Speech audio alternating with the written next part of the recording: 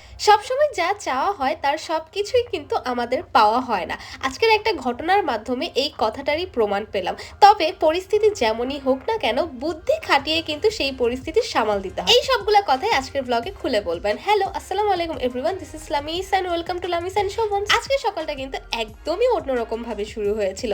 নাস্তা করার পরই আমি আর শোভন আমাদের কাজে বের হয়ে গিয়েছিলাম। তোমরা এরই মধ্যে অনেকেই হয়তোবা জানো যে আমরা নতুন ড্রেসের বিজনেস শুরু করেছি। তো আলহামদুলিল্লাহ আমাদের প্রথম ড্রেসগুলো একদম স্টক আউট হয়ে গিয়েছে। তো নতুন ড্রেস আনতেই আমরা জলদি সকালবেলায় বের হয়ে গিয়েছিলাম। আর এত ভিজে বাসায় আসতে হয়েছে যে বাসায় আসার পরই মনে হলো যে একদম গরম গরম লেবু চা খেলে বেশ ভালো লাগবে। তো এখানে আমি আমার শ্বশুর শাশুড়ি আমার হাজবেন্ড সবার জন্য রং চা বানিয়ে ফেললাম। আর একটা দুঃখের বিষয় তোমাদের সাথে শেয়ার করি, আগে সন্ধ্যা হলেই কোনো একটা ভাজা পোড়া আইটেম নাস্তা হিসেবে আমি বানাতাম বাসার সবার জন্য। কিন্তু এখন ডাক্তারের কথা অনুযায়ী আমার, শোভনের এবং আমার শাশুড়ি মায়ের ভাজা পোড়া সব আইটেম খাওয়া একদম নিষেধ। তো কি আর করার বলো, সন্ধ্যার দিকে ভাজা পোড়া না খেলেও কিছু একটা তো খেতে হবে, তাই না বলো? তো আমি এখানে দেখলাম যে আমার শ্বশুর শাশুড়ি দুইজনই আম টাম এনে একদম বাসা ভরিয়ে রেখেছে। আর এদিকে শোভন আগের দিনই স্বপ্ন থেকে দুধ নিয়ে এসেছিল। তো চিন্তা করলাম দুধ দিয়ে কোনো একটা ডেজার্ট আইটেম বানিয়ে ফেলি। আর এমনি তো ছোটবেলা থেকে দুধের যেই কোনো আইটেম মানে ডেজার্ট আইটেম আমার ভীষণ পছন্দের। অনেকেই আছে দুধ হজম করতে পারে না, ল্যাকটোজ ইনটলারেন্স হয়ে থাকে। আমার ক্ষেত্রে আলহামদুলিল্লাহ এরকম কোনো প্রবলেমই নাই। তবে কথায় আছে না যে জীবনে আমরা যা কিছু প্ল্যান করি সেই সব কিছুই কিন্তু হয়ে ওঠে না। এখানে আমি সব কিছু রেডি করে রেখেছিলাম, তবে দেখো দুধটা বসানো মাত্র একদম ফেটে গিয়েছে। এর আগের দিনও আমার সাথে সেম ঘটনাই ঘটেছে। আমার হাজবেন্ড শোভন স্বপ্ন সুপার শপ থেকে 2টা প্যাকেট এনেছে দুধের, 2টাই এত খারাপ পড়েছে।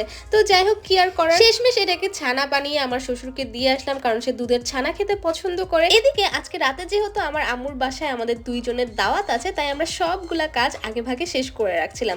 তো এখানে আমি আর শোভন আমাদের যতগুলা ড্রেসের অর্ডার ছিল সেগুলা প্যাকেজিং এর কাজে লেগে পড়েছিলাম। এলএনএস অ্যাটায়ার হচ্ছে আমাদের নতুন বিজনেস পেজ। এখান থেকে তোমরা ড্রেসের সব ধরনের নতুন কালেকশন দেখতে পারবে। আর প্লিজ আমার নতুন পেজটাতে তোমরা একটা লাইক বা ফলো দিয়ে দিও। বাই দ্য ওয়ে আজকে কিন্তু একদম নতুন ড্রেস পরে আমি আমার আম্মুর বাসায় দাওয়াত খেতে চলে গিয়েছিলাম, কারণ গরমের মধ্যে এই ড্রেসগুলা কিন্তু একদম পারফেক্ট। সবগুলা কাপড়ে এত আরাম ডিজাইন রয়েছে। আর এই প্রজাপতি ড্রেসটা কিন্তু আমাদের পেজের একদম হিট কালেকশন। যত আপুরাই দেখছে সাথে এই ড্রেসটা পছন্দ করে ফেলছে। স্টুডেন্ট বাজেটের মধ্যে আর ক্যাশ অন ডেলিভারিতে নিতে এক্ষুনি আমাদের পেজে অর্ডার করে ফেলো। আচ্ছা, এবার দাওয়াত প্রসঙ্গে চলে আসি। আজকে কিন্তু আমার মা তার বাসায় 2 মেয়ে আর সাথে 2 মেয়ের জামাইকে দাওয়াত করেছিল। আর সেই উপলক্ষে সমস্ত রান্না বান্নাই কিন্তু আমার মা নিজের হাতেই করেছিল। আর আজকে দাওয়াতের মেনুতে কি আছে সেটাই ছোট্ট করে তোমাদের সাথে শেয়ার করে ফেলি। পোলাও, গরুর মাংস, মুরগির মাংস তো ছিল, সেই সাথে ছিল বেগুন ভাজা, পটল ভাজা, কাঁকরোল ভাজা আর সালাদ। আমার আম্মুর আর নানুর হাতে বানানো স্পেশাল কয়েক পদের আচারও রাখা হয়েছিল, যেহেতু আমার ছোট বোনের হাজবেন্ড আচার দিয়ে খেতে ভীষণ পছন্দ করে। আর সবশেষে ডেজার্ট হিসেবে খাওয়ার জন্য আম্মু দুধ সেমাই রান্না করেছিল।